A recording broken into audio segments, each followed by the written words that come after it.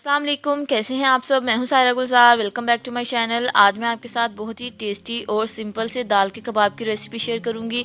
इंशाल्लाह ये रेसिपी आपको बहुत पसंद आएगी। वीडियो अच्छी लगे इसे लाइक ज़रूर कीजिएगा। अगर मेरे चैनल को सब्सक्राइब नहीं किया तो प्लीज़ सब्सक्राइब कर दें।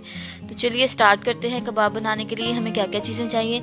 सबसे पहले हम दाल ऐड कर देंगे पैन में, जिसको मैंने धो के 1 घंटे के लिए भिगो दिया था। चने की दाल का मैं इस्तेमाल कर रही हूँ। तकरीबन 1 कप ये दाल है।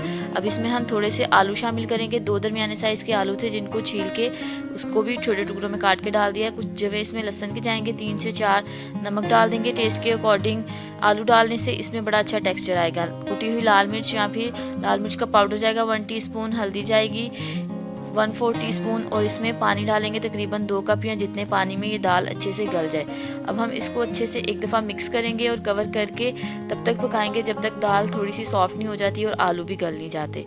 आप चाहें तो इसको प्रेशर कुक भी कर सकते हैं या ऐसे भी पका सकते हैं। मीडियम टू लो फ्लेम पे हम इसको कवर करके पका लेंगे। ऑलमोस्ट 15 से 20 मिनट में दाल अच्छे से कुक हो जाती है। बहुत ज़्यादा ओवर कुक भी नहीं करेंगे, उससे कबाब का टेक्सचर अच्छा नहीं आएगा। आप देख सकते हैं इसमें तकरीबन पानी काफ़ी हद तक ड्राई हो गया। जो थोड़ा बहुत है वो भी हम खुश कर लेंगे और इसको ठंडा होने देंगे। जैसे ही दाल और आलू ठंडे हो जाते हैं इसको चॉपर में डाल के अच्छा सा एक फाइन सा पेस्ट बना लेंगे।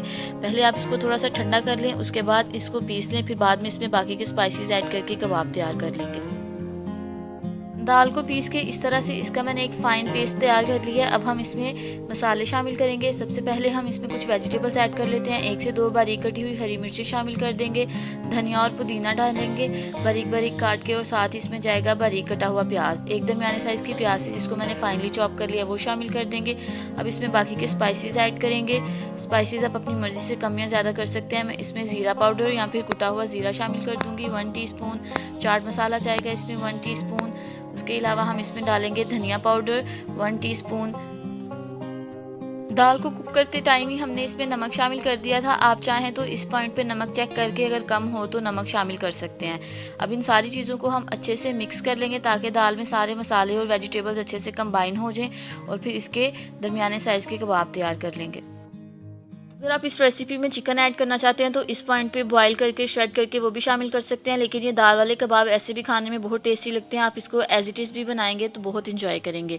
अब हम इसके कबाब बना लेंगे। उसके लिए तेल या फिर थोड़ा सा पानी ले लें, हाथों को ग्रीस करके जिस साइज़ और शेप के आप कबाब बनाना चाहते हैं आप बना सकते हैं, और इनको फ्रीज़ भी कर सकते हैं। 1 से 1.5 हफ्ता तक ये बिल्कुल भी ख़राब नहीं होंगे।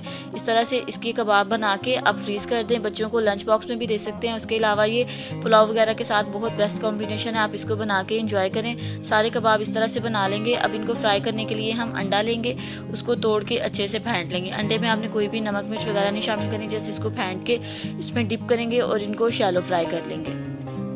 किसी भी रेसिपी में वेरिएशन आप अपनी मर्जी से कर सकते हैं। अगर आपको क्रिस्पी पसंद है तो आप उसके लिए थोड़े से ब्रेड क्रम्स ले लें। अंडे में डिप करने के बाद ब्रेड क्रम्स की कोटिंग करके भी इनको फ्राई कर सकते हैं। कबाब फ्राई करने के लिए एक पैन में हम ऑयल शामिल करेंगे। जैसे ही ऑयल हल्का सा हीट होता है हम इसमें कबाब फ्राई कर लेंगे। मीडियम टू हाई फ्लेम पे हम इनको फ्राई करेंगे।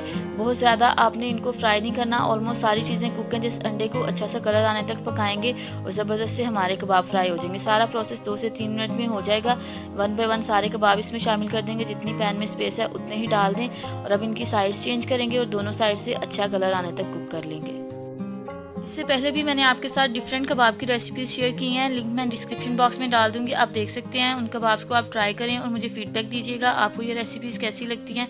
कबाब दोनों साइड से अच्छे से फ्राई हो गए हैं। अब हम इनको निकाल लेते हैं और डिश आउट करते हैं।